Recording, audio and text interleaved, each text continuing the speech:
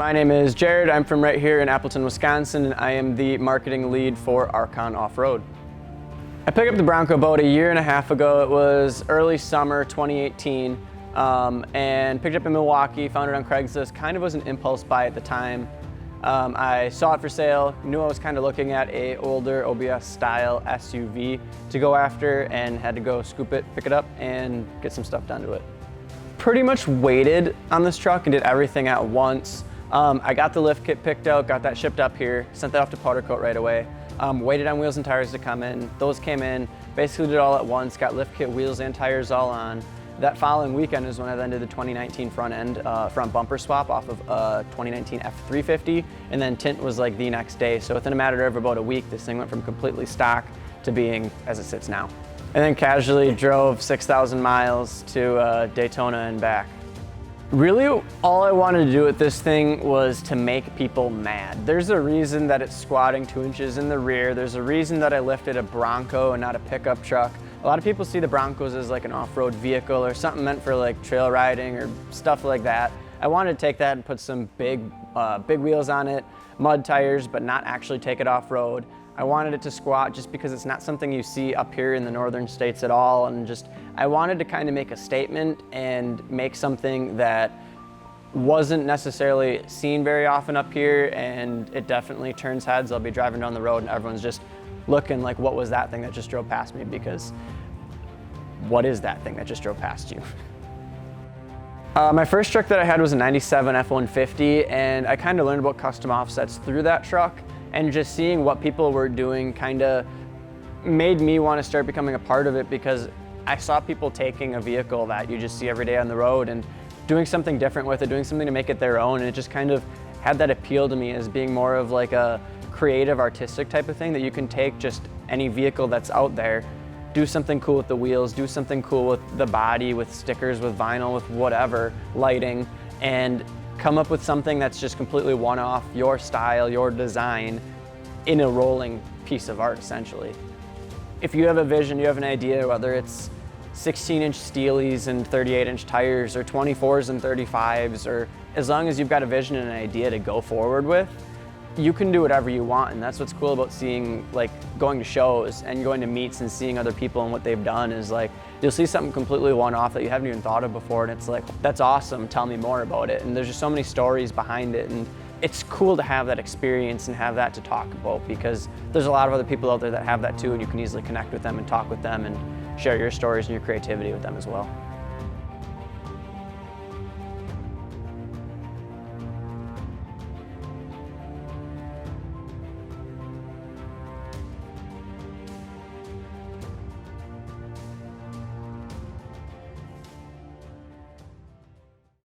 My name is Ron. I'm the marketing manager for ARKON Off-Road, and I drive a 2015 Toyota Tundra Platinum, originally from Miami, Florida, now living up in Wisconsin. So I picked this up actually about a year and a half ago when I was stationed in Illinois before retiring out of the military. I bought it while I was in Illinois, but it is a vehicle from Arkansas, so no snow until I got a hold of it. Yeah. Got trashed last winter for the first time. I've got 20 by 10 ARKON Cleopatras with a -25 offset. I've got 37 by 12.5 Nitto Ridge grapplers. I've got a bunch of TRD products thrown on there. So Toyota Racing Development front and rear sway bars, dual exhaust, cold air intake, and I also have the new RBP power steps. And most importantly, I have the ReadyLift 8-inch suspension lift. So first thing I did was add tents. Second thing I did was add some new speakers. Next thing I did was just put in all of the Toyota Racing Development sway bars in anticipation of the lift coming. I did the dual exhaust. Then I went ahead and got the lift wheels and tires right after that. So I think within the first 6 months or so, I built it up the way I wanted it. Yeah, I didn't necessarily have a goal. It's not a show truck. It's more of a go truck. But I like it looking good too. And then I also deleted a lot of the chrome itself. And now I'm kind of more on a black look now, So growing up in Miami, was around a lot of show cars my whole life. I was never around trucks, but I always liked looking at trucks. But in the city, of course, attended a lot of car shows and was into that. And then joined the military, spent 25 years in the military, and most military guys have trucks. So throughout the years, I've rotated in and out of domestic trucks, foreign trucks, different kinds of vehicles. I think it's a representation of who you are.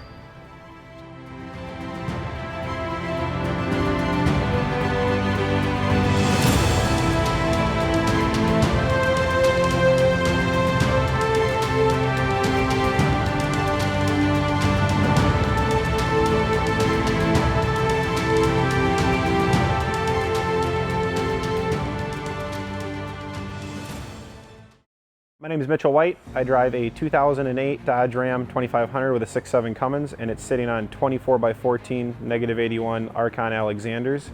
I'm from Fond du Lac, Wisconsin. I bought this about 2.5 years ago. It looked quite a bit different than it did now. It was more of a work truck. It had ranch hand bumpers on the front and the rear. It was what I wanted at the time, but I knew that I wanted to do something different, something a little that was modified but a little bit more subtle. Something that was a lot more clean than the ranch hand bumpers that were on it. I ended up stripping the truck down, completely blast and painted everything from the pinch welds in on the frame, on the underside of the body, and the cab, everything like that. Did a little bit of body work on the truck itself too, painted it. Working with vehicles was definitely ran in my family. My grandpa ran a body shop. My uncle works in marine engines. My dad works with heavy diesel. So it was kind of, everybody's always had something, and so I always kind of expected I would get into some sort of modified vehicle when I started driving. So my first truck, it was a 1992 Dodge Ram W250. Did all the basic stuff you do when you're 16 years old, chopped the exhaust off of it and put a pretty sketchy suspension lift, wheels and tires, all that jazz. Just kept moving up, and finally I bought this truck and decided that I wanted to do it right. I didn't want all kinds of Amazon parts and eBay parts. I wanted to get some real tasteful modifications done to it that is something I can really be proud of and hold on to for a while. The reason for the passion that is the way I see it, is basically every day you're gonna get in your vehicle and you're gonna drive home from work. Every day you're gonna get in your vehicle, you're gonna drive to work. It's something that is a piece that even if you don't daily drive it, you at least get a chance when it's nice out, when there's nice weather, you drive it to work or you drive it to wherever you're gonna go.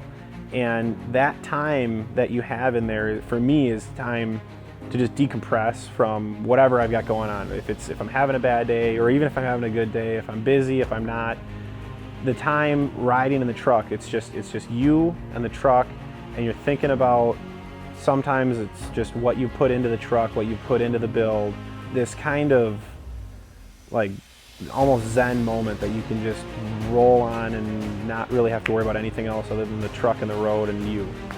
And for me, that's kind of like therapeutic, I would say.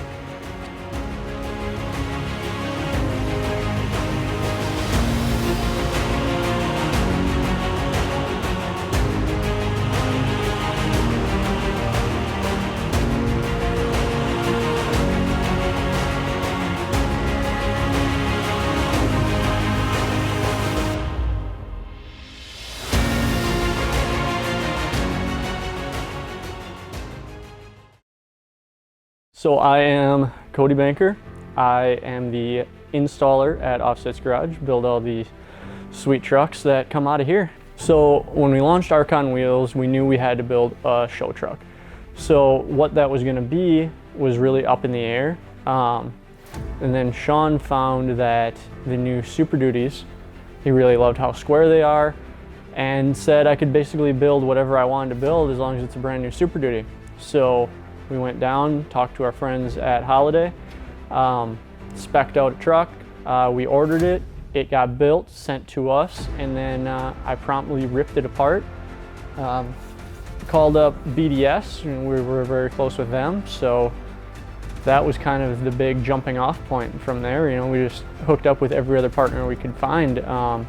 Fury Off-Road hooked us up with a set of tires, which, you know, definitely needed on these 2614 ARKONs that we got on this truck, which is massive.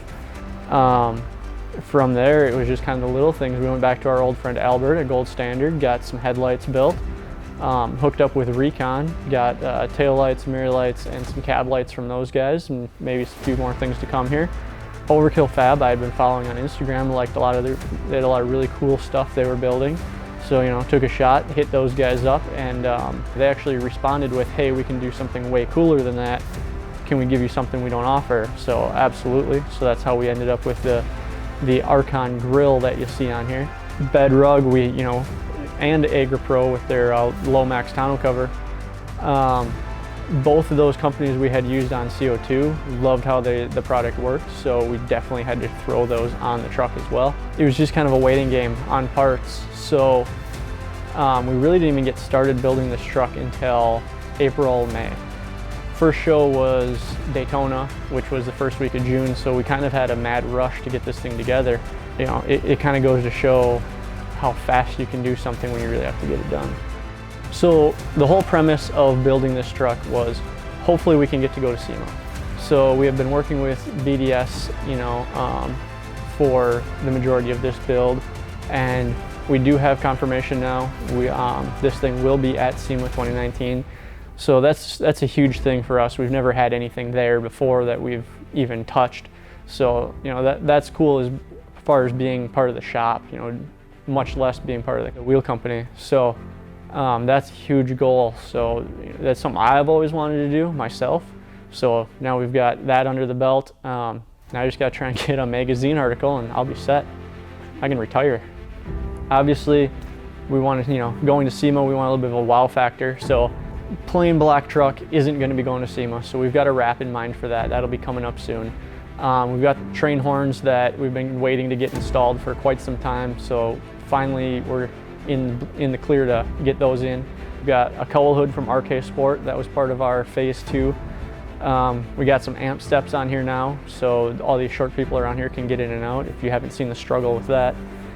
Other than that, we've got some recent plans to upgrade the driveline. Definitely needed that. We'll get into that as it's sitting here broken.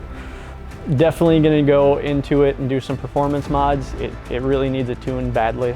The stock Power Stroke is a great truck, but we're driving this thing all over the country. Fuel mileage isn't stellar. Even lifted 8-inch lift on 40s, you can't expect much. But not to mention get a little bit of power. Maybe make sure it doesn't cut out when it's hooked to another truck trying to yank it around the parking lot.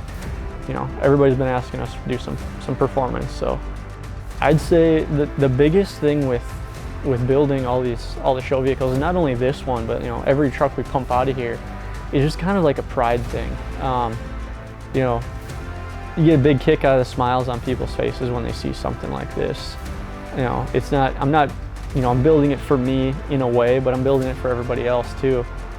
When people like what they see, they get excited about it. They want to see more. They want to take pictures with it. That's the biggest thing about building a show truck. The little kids, that are no taller than the tire get, super pumped to see something that big. So, that's why we do this.